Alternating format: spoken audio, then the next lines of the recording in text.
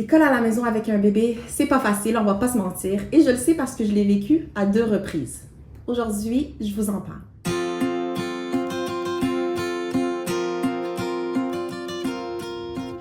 Assalamu alaikum, mon nom est Taqwa, je suis journaliste, autrice et surtout je fais l'école à la maison avec mes 4 enfants âgés de 1 à 12 ans. Et aujourd'hui, je réponds à une question qu'on m'a souvent posée. Comment tu fais pour faire l'école à la maison avec un bébé? Comment est-ce que c'est envisageable? On m'écrit pour me demander « Oh, j'ai un bébé » ou « Je suis enceinte, ça me fait peur à cause de ça, etc. » À quoi je peux m'attendre? Comment je pourrais vous dire ça? À du chaos. Vous pouvez vous attendre à du chaos.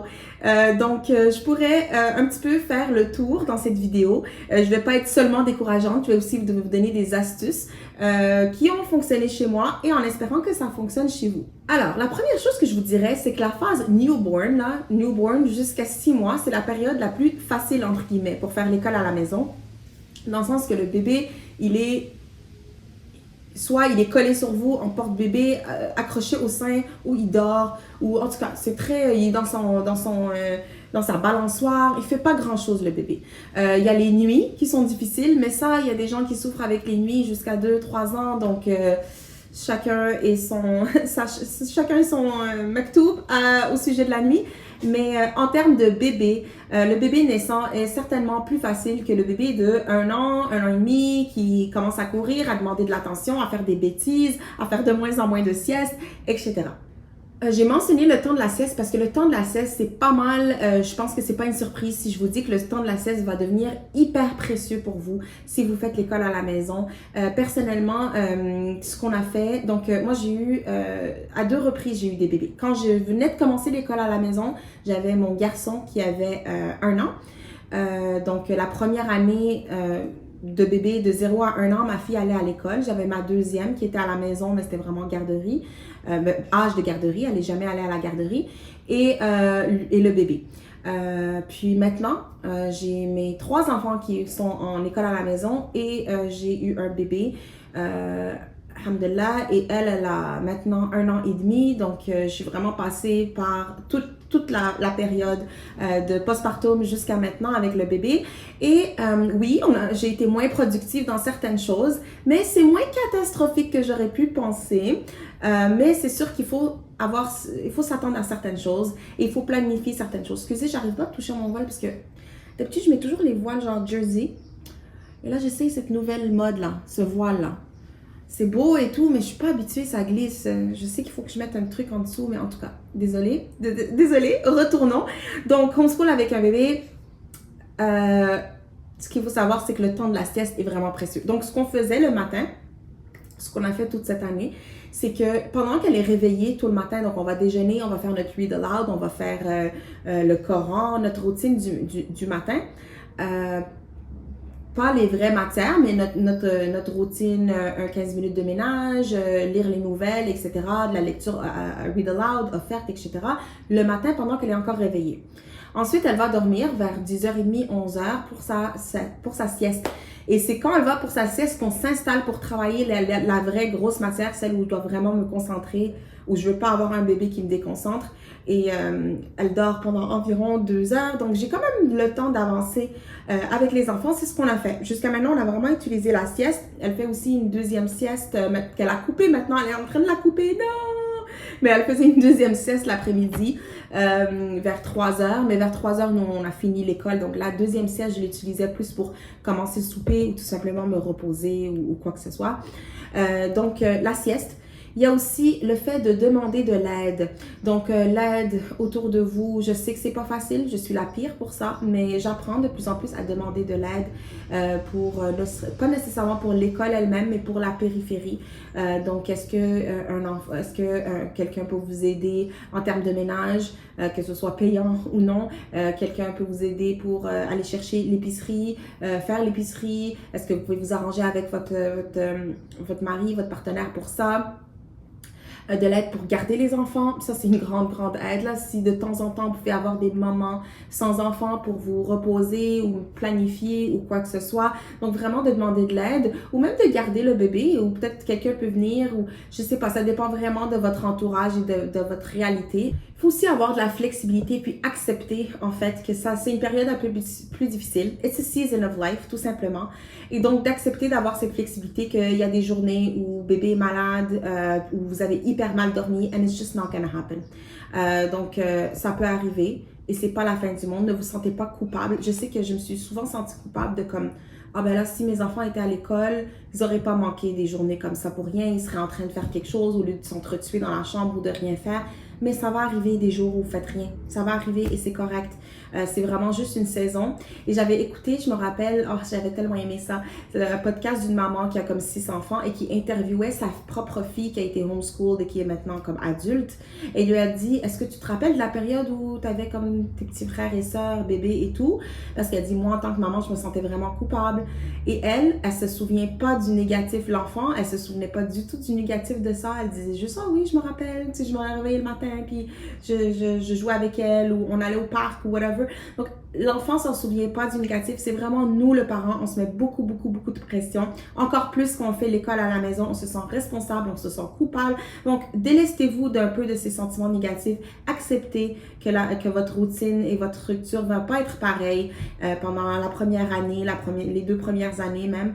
Mais en même temps, c'est sûr que vous n'allez pas laisser complètement faire l'école à la maison. C'est juste qu'il faut l'adapter, jouer autour de la sieste, faire des choses avec le bébé avec vous, etc.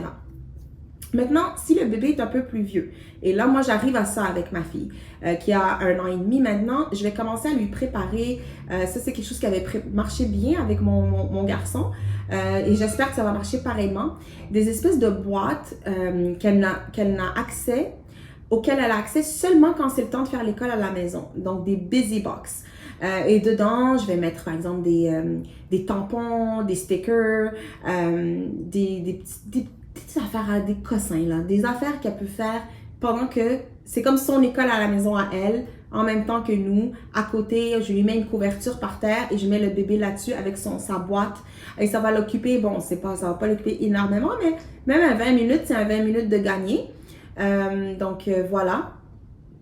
Ça, c'est quelque chose, je pense que j'avais fait une vidéo en anglais quelque part sur ma chaîne sur des idées de qu'est-ce que je mets dans la boîte. Mais ça, c'est vers 2 ans, là. On approche à ça. Une autre chose que j'ai envie de vous dire, c'est c'est comme controversé un peu, mais ça se peut que vous fassiez l'école à la maison et que votre toddler aille à la garderie. Je sais que ça sonne genre crazy, mais c'est pas si crazy que ça. Parce que j'en connais qui le font. Et moi-même, avec mon garçon, ce que j'ai fait à partir d'un certain âge, je pense 2 ans, à partir de l'âge de 2 ans, 2 ans et demi, j'ai commencé à l'amener à une halte garderie, donc à temps partiel, 2 jours par semaine, à une halte garderie au centre communautaire de mon quartier. Et donc, je pouvais avoir ces moments-là sans bébé pendant 2 journées entières. Ça me permettait de faire des sorties qui sont plus réservées aux plus vieux ou tout simplement de rattraper mon ménage et travailler avec les vieux de manière concentrée. Bref, c'était quand même... je me rappelle que ça m'avait vraiment sauvé cette halte garderie. Et il n'y a pas de mal à ça. Et je connais aussi une maman qui a carrément mis son enfant, plus qu'une. J'en connais maintenant, je suis en train de compter dans ma tête, je pense 4, que leurs enfants vont à la garderie, tout simplement, pendant que le plus vieux est à l'école et fait l'école à la maison. Tout simplement parce qu'ils veulent se concentrer avec les plus vieux, ils veulent leur donner toute l'attention. C'est pas tout le monde qui fait l'école à la maison pour les mêmes raisons, c'est pas tout le monde qui est anti-garderie, etc. Puis quand ton enfant va à la garderie, il n'est pas obligé d'y aller du matin au soir, ça peut être une certaine période. Oui, ça coûte de l'argent, mais c'est le prix à payer. Donc, c'est quelque chose qui peut être envisageable. Si c'est quelque chose qui vous parle, mais que c'est juste la culpabilité qui vous retient, j'ai juste envie de vous dire, ouvrez vos horizons, explorez des options qui peuvent vous faciliter la vie. Donc, qu'est-ce qu'on a parlé? On a parlé de la sieste, la flexibilité, du busy box et de la garderie. Je pense que c'est pas mal tout ce que je peux dire concrètement par rapport à faire l'école à la maison avec un bébé. Parce que la vérité, c'est que c'est juste pas facile, la période de bébé. C'est facile dans certains sens parce qu'ils ne demandent pas grand-chose, ils veulent juste de l'amour et de l'attention, mais justement, ils veulent de l'amour et de l'attention. Puis il y a encore des choses qu'on peut faire avec bébé, avec nous, là, tu sais, les read aloud ou même... dans le fond, c'est juste comme se concentrer sur les maths ou se concentrer sur un exercice d'écriture ou quelque chose comme ça que l'enfant, le bébé ne va pas nous laisser, mais il y a plein de choses que le bébé peut juste être avec nous, il va venir avec nous à des sorties, même pour les plus vieux. On en a fait des choses avec bébé, si on fait une expérience scientifique, elle va juste traîner autour. Oui, les collations. Si vous êtes maman, vous savez déjà préparer des petites collations, des choses qui vont l'occuper sur la chaise haute, pendant que vous faites des choses. De toute façon, vous l'avez peut-être remarqué, si vous faites l'école à la maison, des blocs de 15-20 minutes, là, c'est suffisant souvent au primaire pour avancer, pour avancer donc, dans une matière. Donc, vous faites des blocs de 15-20 minutes, vous pouvez prendre une pause, ou même laisser votre enfant et dire ok, continue un peu, je reviens, ou lui dire va jouer, on reprend. Donc il faut juste s'adapter. Il suffit d'avoir plusieurs blocs de 15-20 minutes dans la journée et je pense que vous serez capable de réaliser ce projet.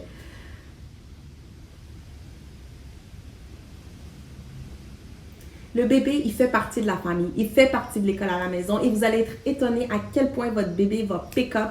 Je me rappelle avec mon fils, il savait c'était le temps de l'école à la maison, il savait c'est quoi les attentes, il savait quoi faire, il avait hâte lui aussi éventuellement de faire l'école à la maison, ça grandit tellement vite. J'arrive pas à croire que ma dernière, après 1 an et demi, là, tu sais, bientôt ça va être officiellement une toddler, bientôt il y aura plus de couches et tout ça. Oh my god, dans un sens j'ai hâte, mais dans un autre sens c'est comme ça a passé tellement vite, puis voilà, tout ça va passer. Tout ça va passer, Inch'Allah. Et ça aura valu la peine pour pouvoir vivre tout ça en famille.